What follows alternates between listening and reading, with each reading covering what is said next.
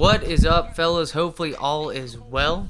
A little bit to talk about in the sports world. After beating the Ravens, team ends up 12-4 on the season. Taking a look at the wild card games, Chargers end up beating the Dolphins 24-16. Vikings lose the Lions. Colts get a win right here. The team that we lost to last season, 9-7 now. So a winning record this time around. But that Rams offense still kicking ass. And it's going to be the Rams again against our Falcon team. Seems that we've got them beat on paper, but again, if you want to also bring up statistics, this team is definitely been the benefactor of the matchups of the past. This Rams team's fucking badass. Tom Green. Then you got Randy Moss and Terrell Owens. Just if you could imagine what that offense would be like, you're pretty much seeing it play out right here, in which I'd have to say is one of the more accurate Madden simulations and stuff like that. So makes perfect sense why this team is just each and every year top 2, if not number 1 offenses in the NFL. It's going to be quite the matchup right here. Speaking of matchups, we saw in the NBA playoffs, Heat and Celtics, quite a defensive struggle. Those two teams, even though quite a bit of points were scored in a couple of the games, which you had a blowout here and there from either one. But really, though, it's just kind of gotten to the point to where you're going to find, good defensive games nowadays are going to end up in the 90s and hundreds instead of your old, slugfest between the likes of, the LA Lakers in the early 2000s, San Antonio Spurs, to where, the game would go down to, 72-70, and then someone's going to hit the game-winning shot. It's just how it is. It's not like a 2K run anymore like that. Speaking of runs, nice little run right there by Mon Green. Not a first down, though. But, Celtics make their way to their first finals with this group. Of course, not the first finals for the Boston Celtics. Up against, now the Warriors are back into the finals since their time with Kevin Durant. Which still is just, I don't know. It's just, you're kind of seeing the issues already just after game 1. I'm sure, game 2 is going to happen by the time this comes out on Monday. But with game 2, I don't expect all too different. Maybe the Warriors get themselves a game to where they bounce back and just blow the fuck out of the Boston Celtics. But also, too, I just think they're way more well-coached than Steve Kerr. I think Steve Kerr is not some amazing coach that everybody else puts out to be.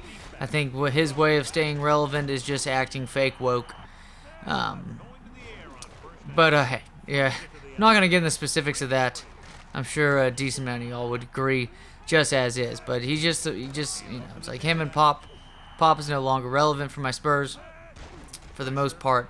And now you're just getting a lot of social action and stuff like that as a means. What a play right there by LT. Maybe should have juked to lead to a touchdown. But hey, defense has played well, not giving up a touchdown. Speaking of touchdowns, nice little reception right there by Jeremy Shockey, and it's going to put the first points on the board. And just like that, Terrell Owens finds himself almost, nope, he finds himself in the end zone. Jesus fuck. Well, I mean, what are you going to do? What are you going to do? 7-all just like that. Jesus. Annoys the shit out of me. But I'm sure Jeremy Shockey's annoying the shit out of this Rams defense. Pass all the way down. Oh, nope. Dennison Menace was running down the field, but they do call defensive pass interference, so I'll fucking take that any day.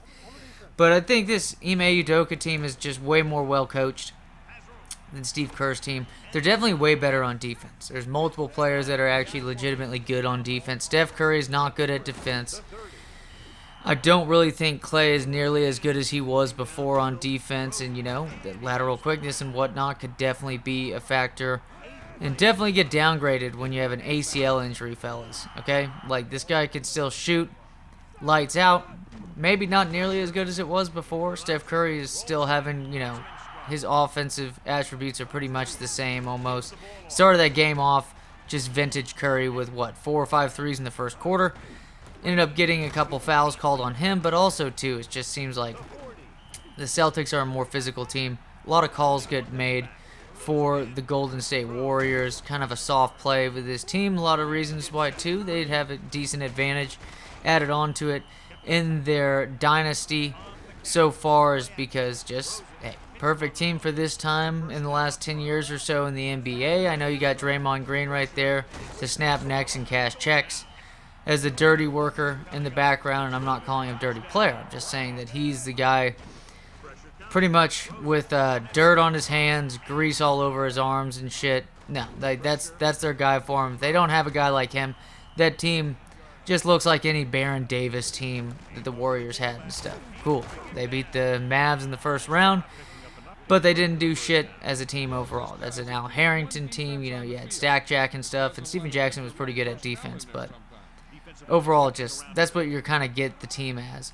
Very good offensively, but nothing having just because they don't play good defense overall. And I think you're seeing a little bit of good defense from Wiggins, and Clay's not terrible, but even then, it's just not the same defensive team as it was before during the early parts of their dynasty. Once it built up, to where you can allow Steph to do whatever he wants on the offensive end, everybody else can play catch up on the defensive end and help out there.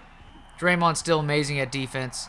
Wiggins has been a nice help, but I still just don't think this team is good enough defensively. And it might just be one of those series. It's like I'm not fully sold that Tatum or Brown are superstars yet. But I do think that the team is overall more deep than the Warriors. And I think just obviously they're way better on defense. And you're seeing a lot of times they're not hitting.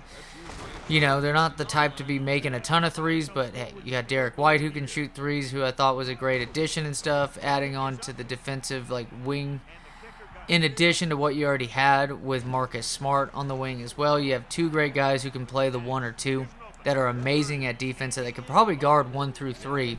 Pretty sure Derek White is 6'5".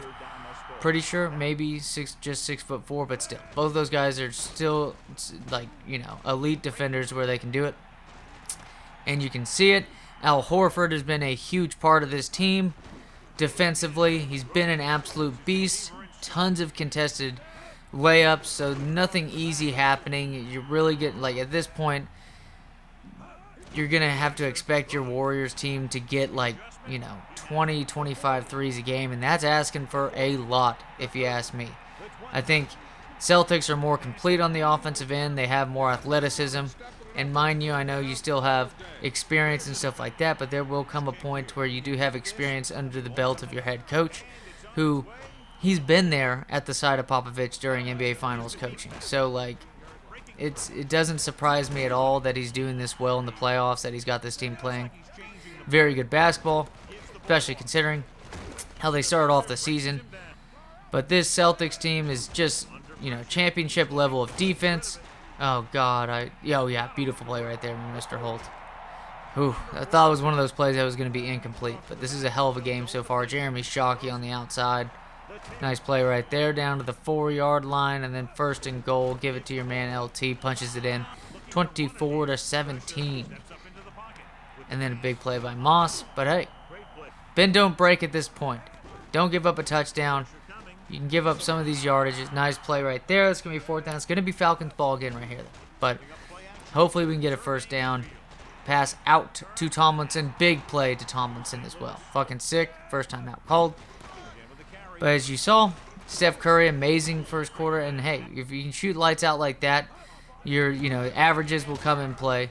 And you might have yourself a 20-point quarter to make up with the fact that you didn't have any points in 1 or 2 of the other quarters in the game, and you saw that in game 1. Kind of had a feeling, if you were just watching it unbiased, you had a good feeling that the Celtics were in a great position to get that game and steal the first game on the road, just considering Steph and them just weren't really getting away after all of his points like that. As always, fellas, y'all take it easy, and I bet the Celtics win.